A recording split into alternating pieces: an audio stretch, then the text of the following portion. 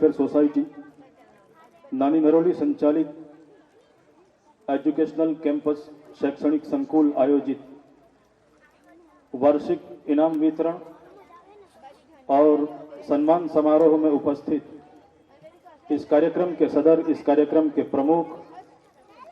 नानी नरोली के उन चुनिंदा सपूतों में से एक उम्दा शख्सियत जो बस्ती के लोगों की तालीम, उनकी तरबियत, एजुकेशन और गांव की समृद्धि के लिए जिनका व्यक्तित्व निछावर है, आदरणीय रिस्पेक्टेड इरफान पटेल साहब। स्कूल बेचैन रहते हैं वह गोरा भाई बदात साहब, वतन से दूर रहकर भी वतन की फिक्र करने वाले आदरणीय जनाब बिलाल भाई दीवान साहब, बड़े साहस और निडरता के साथ हमेशा हमारे प्रश्नों की इन बच्चों के लिए हमेशा फिक्रमंद रहने वाले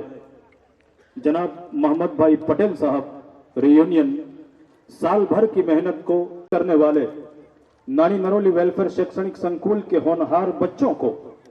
प्रोत्साहित करने के पवित्र मकसद से उपस्थित, जिनकी मोहब्बतें और सहयोग के बिना इस स्कूल की तरक्की लगभग मुमकिन नहीं थी और आगे भी मुमकिन नहीं है, इन बच्चों को कामयाबी के आसमान में उड़ान भरने की ताकत और जज्बात प्रदान करने वाले हमारे बीच मौजूद मोहतरमा सईदा बदात साहिबा, मोहतरमा सबीहा पटेल साहिबा, मोहतरमा मरियम पटेल साहिबा, जनाब नजीर भाई हरीफ साहब, जुबैर तर्की साहब और फैमिली, जनाब आसिफ तर्की साहब, जनाब सलीम भाई जसाद साहब, जनाब छोटा भाई ललवा साहब, जनाब बाबू भाई कोया साहब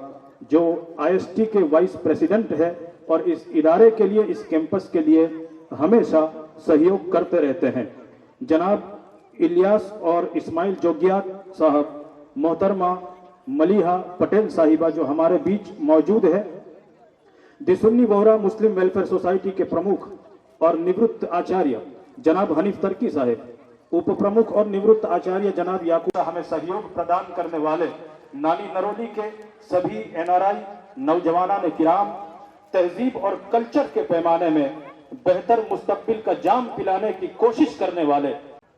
जिनकी उपस्थिति हमारे लिए गौरवमयी है, किंतु वक्त के अभाव में मैं उनका नाम स्मरण नहीं कर पा रहा हूं। ऐसे भी कई हमारे मेहमानान किराम यहाँ। एहसान आपकी आमद का हम चुका नहीं सकते, एहसान आपकी आमद का हम चुका नहीं सकते, इन बच्चों से मोहब्बत है तुम्हें हम नकार नहीं सकते, माना कि हर रोज नया इम्तिहान है हमें डगाने को, पर साथ अगर आप है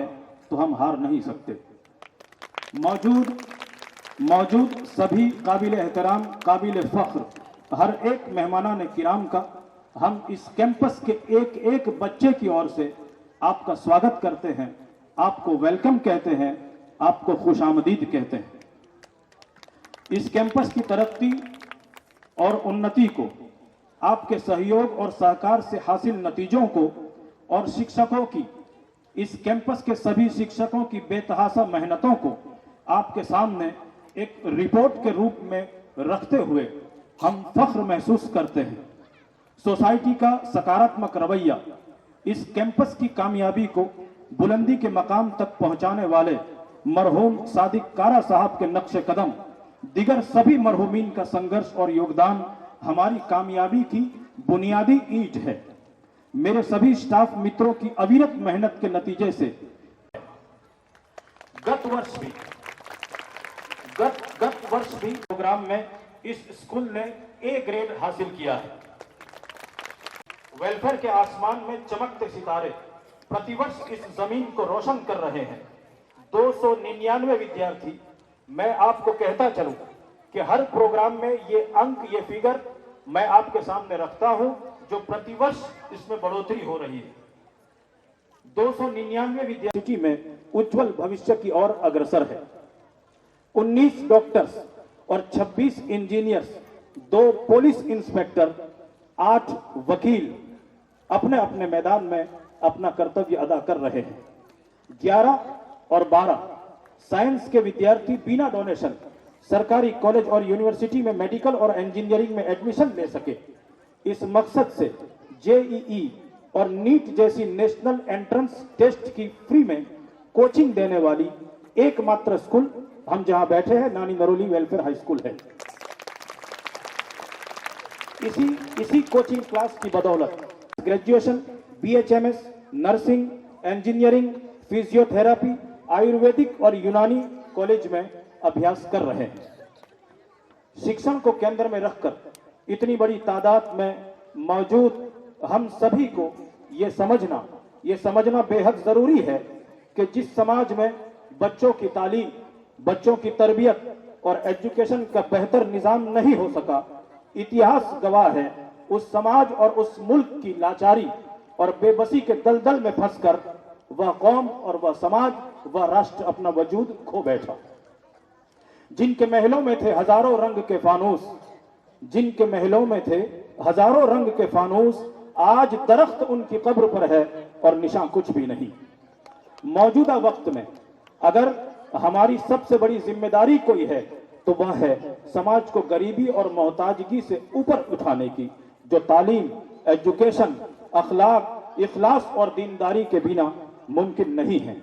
आप सबसे गुजारिश करता हूं कि आइए सामाजिक बदलाव के लिए खड़े हो जाइए। इस इदारे को समृद्ध बनाने के लिए इस कैंपस में अभ्यास करने वाले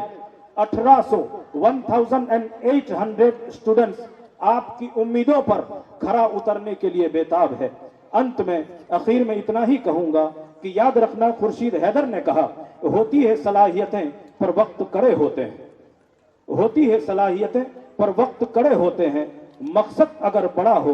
तो संघर्ष भी बड़े होते हैं। जो बुरे वक्त में आते हैं गिरेबानों तक,